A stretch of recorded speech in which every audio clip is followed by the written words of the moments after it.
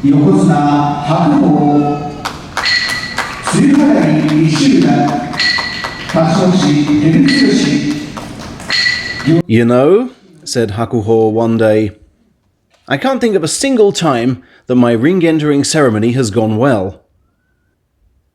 Given the Yokozuna has performed over 1,000 of these on match days, and goodness knows how many more in other settings, the man to whom he said this, personal trainer Tomonari Oba, was rather surprised. But, as Oba writes in his new book, this is simply an example of Hakuho's relentless pursuit of improvement in any situation. For Hakuho, satisfaction is the greatest danger to progress, he explains. These days, of course, Hakuho's dissatisfaction with his ceremony does not concern the mere mistiming of a foot stamp, but a theme far more central to his overall struggle. The fact that his injured body doesn't let him perform it as he would wish. True to his ring name, he's supposed to resemble a mantling phoenix with the wide-open arms of the Shiranui style, but so pained have his elbows become that he's no longer able to fully extend those arms, and must sleep with hands in pockets to keep them bent and prevent pain from disrupting his night. Thus, not wishing to appear smaller in this grand projection of power, he tries to widen the shoulders while fighting the urge to grimace from the leg cramps. Hakuho thus works with the unideal tools he has to deliver the best possible outcome.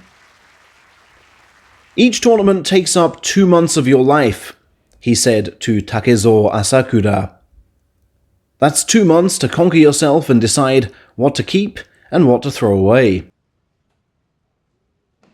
Those words well sum up the Yokozuna's approach to continuous improvement, around which his every sumo gesture is planned. To get the fullest possible understanding of his body and its current condition, Oba writes of how he does the exact same warm-up every day, pinpointing muscles which seem different to the usual, stretching them more, and even pulling out of training there and then if rest is deemed the best option. For him, foot stamping is not just a time-honored, leg-strengthening tradition to be blindly followed, but a dynamic exercise essential to individual self-knowledge which must always be modified.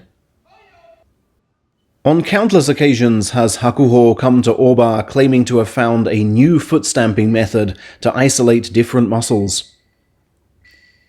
Furthermore, he constantly changes the location of his foot stamps, moving around all corners of the practice area to imprint that panoramic view of the dohyo on his mind.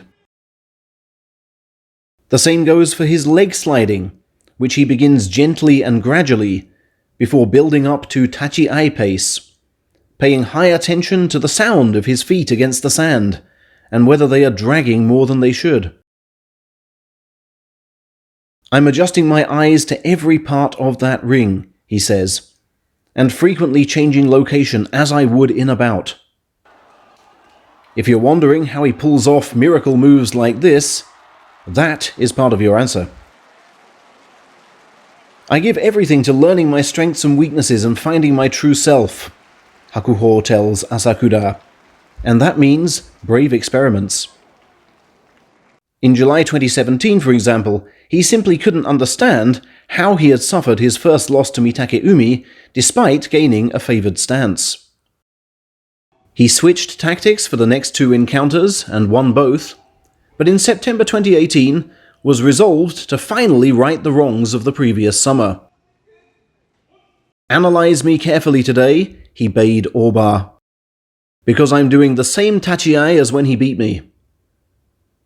Sure enough, Hakuho not only learned from his mistake to win, but with one of the moves of the decade, a bodacious kick and drive to be replayed for years to come.